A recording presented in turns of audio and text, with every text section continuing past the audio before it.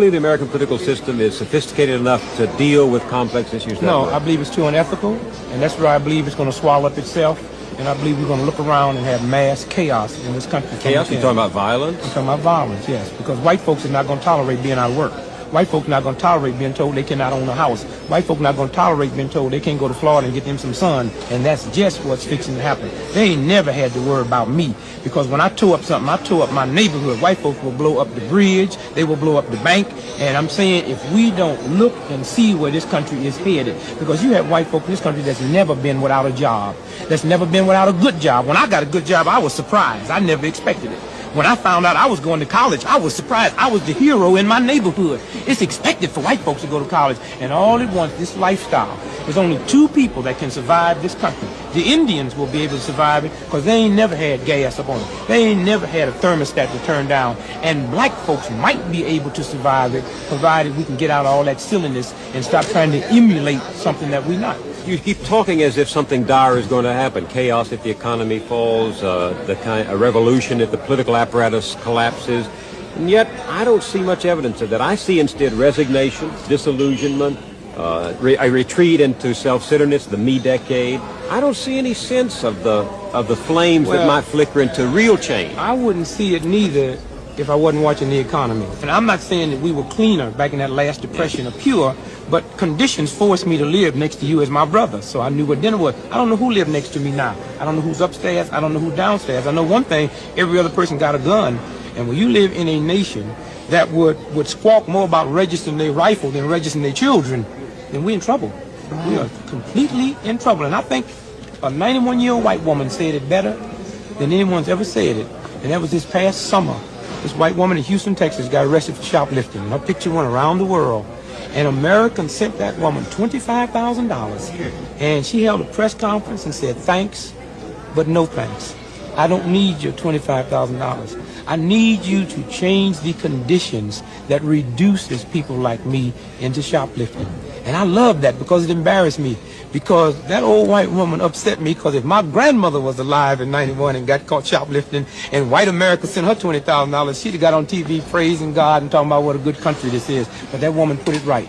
I need you to change the conditions that reduces me down. And that's a funny thing, because when you get people that's Christians that really believe in God, they get reduced down to stealing, then you lose that thing. And if America is not watching, we in trouble.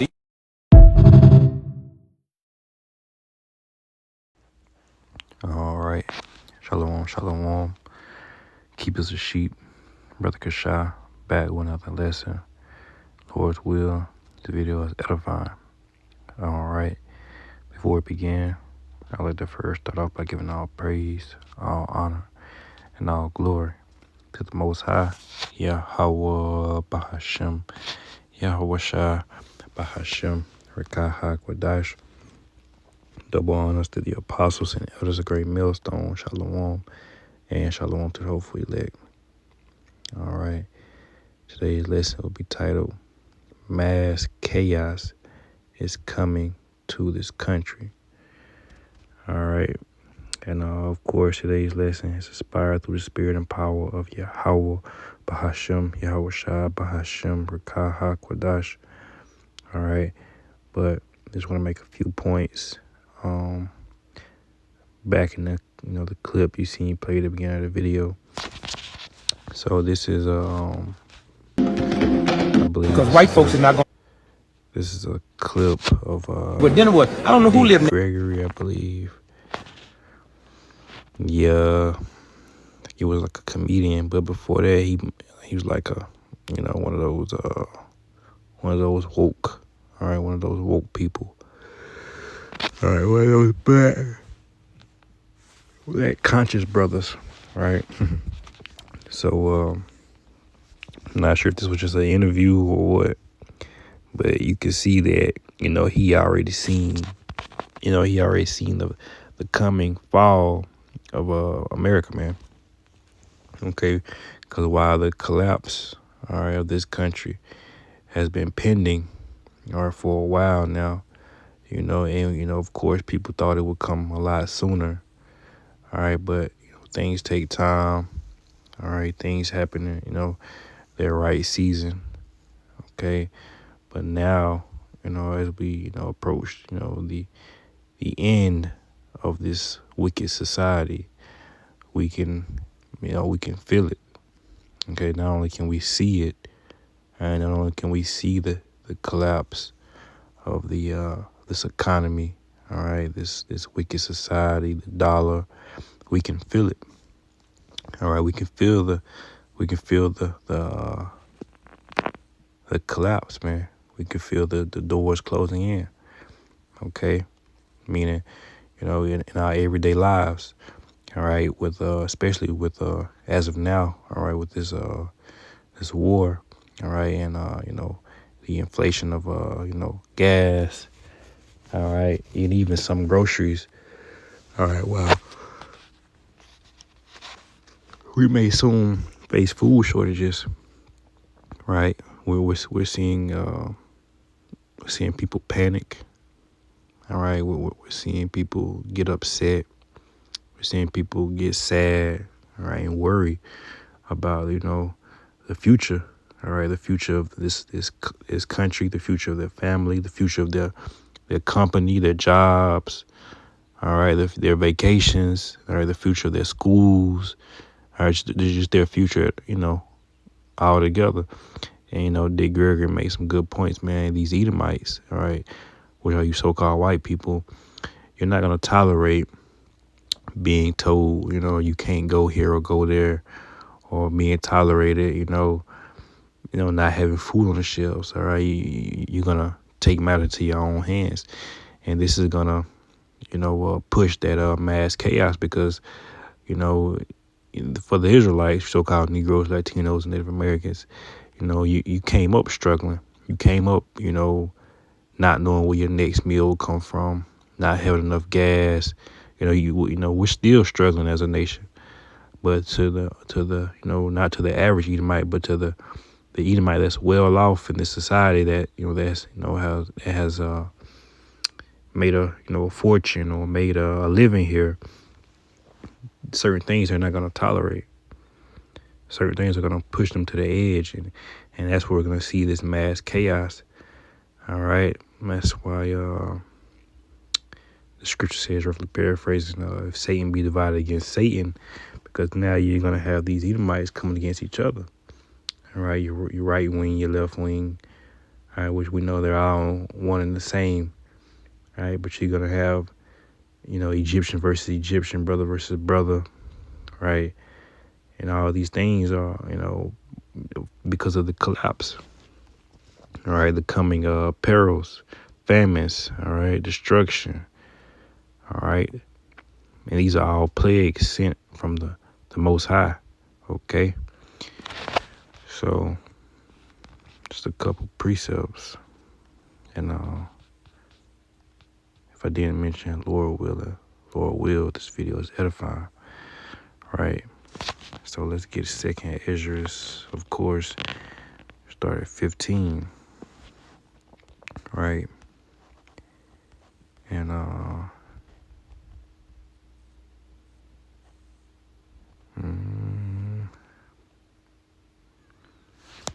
really can start at all of this is really good, man. We'll start at verse 5. Okay, and it says, "Behold, saith the Lord, I will bring plagues upon the world, the sword, famine, death, and destruction."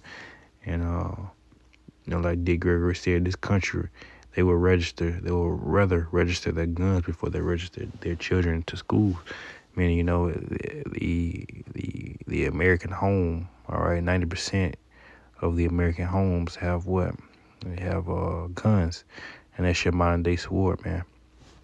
And these guns are going to be used in the times of, people being hungry, people being in fear. Okay. So it says 6 says, "For wickedness hath exceedingly polluted the whole earth, and their hurtful works are fulfilled. Therefore saith the Lord, I will hold my tongue no more as touching their wickedness, which profanely commit. Neither will I suffer them in those things in which they wickedly exercise themselves, Behold, the innocent and the righteous blood crieth unto me, and the souls of the just complain continually. And therefore, said the Lord, I will surely avenge them, and receive unto me all the innocent blood from among them. Behold, my people is led as a flock to the slaughter. I will not suffer them to dwell in the land of Egypt. All right, and Egypt is what? It's modern day America. It's Babylon. It's where we're here held captive. Okay, it says, but I will bring them with a mighty hand and a stretched out arm, and smite Egypt with plagues as before, and will destroy all the land thereof. All right, Egypt shall mourn, and the foundation of it shall be smitten with the plague of punishment that the Most High shall bring upon it. They that till the ground shall mourn, for the seed shall fail, and the blasting of hell, and with a fearful constellation. Woe to the world, and to them that dwell therein, for the sword and their destruction draweth nigh, and one people shall stand up and fight against another, and swords in their hands. This is what's coming, man. You're gonna have a lot of different militias, different sects, different parties, different neighborhoods, all right, different groups just linking together, all right, starting their own party, man, their own section, if you would, okay. This for there shall be sedition among men, and invading one another, right? They shall not regard their kings nor princes, and the course of their action shall stand their power, right? Because everything these presidents have promised, these officials, these government officials, these governors, the things they have promised have failed. So people these so-called white people, they're gonna take matters to their own hands, man. All right, we're gonna see another civil war out here, right? It says, a man shall desire to go into a city and shall not be able, for because of their pride, the city shall be troubled, and the houses shall be destroyed, and men shall be afraid. All right, because men are going to be claiming cities for themselves. These small towns, these cities, they're going to be claiming these territories, taking over these territories, man. All right. It says, a man shall have no pity upon his neighbor, but shall destroy their houses with the sword and spoil their goods, because the lack of bread and for great tribulation means not going to be enough to eat out here, man. And we're coming to those times. If things continue how they are, people are not going to be able to afford this food. All right, the food won't be on the shelves. You won't have enough gas to go to the store. All right, things are gonna get out of control, man, real fast. Okay.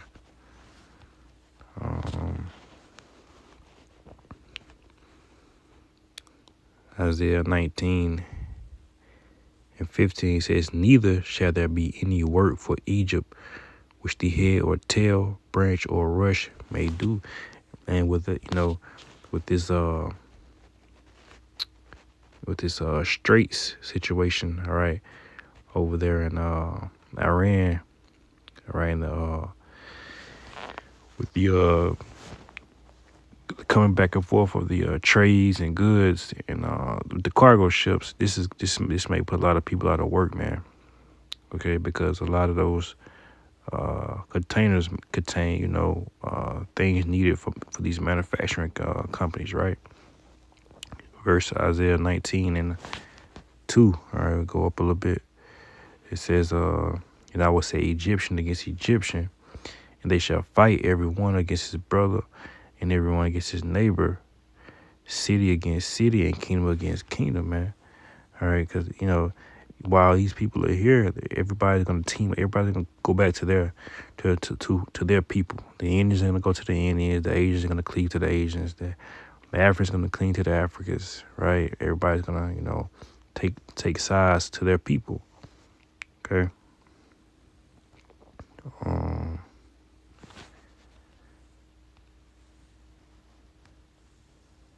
Ezekiel 7:5, it says, and thus saith the Lord our power, and evil, and only evil, behold, is come.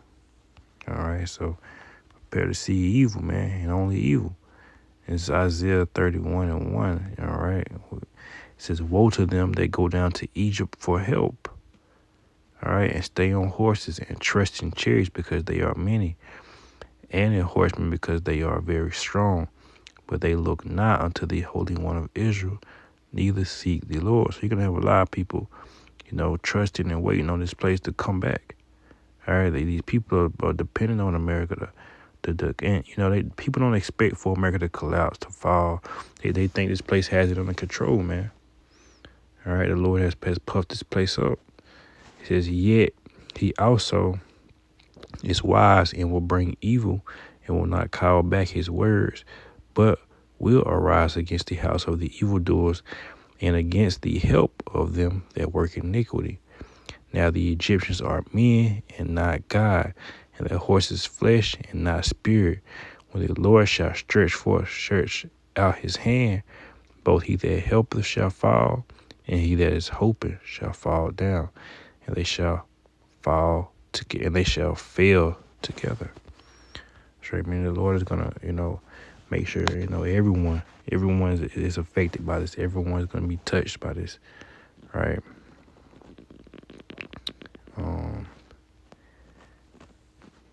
This is gonna put everybody in the uproar, right?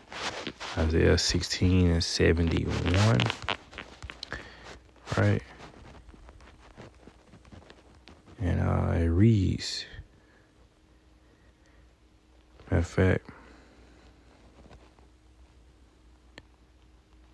I started at 68. It says, "For behold, the burning wrath of a great multitude is kindled over you, and they shall take away certain of you and feed you, being idle, with things offered unto idols, and they shall consent unto them, shall be had in derision and in reproach, and trodden under foot. Behold," like he says, "for there shall be in every place and in the next cities great insurrection upon those that fear the Lord.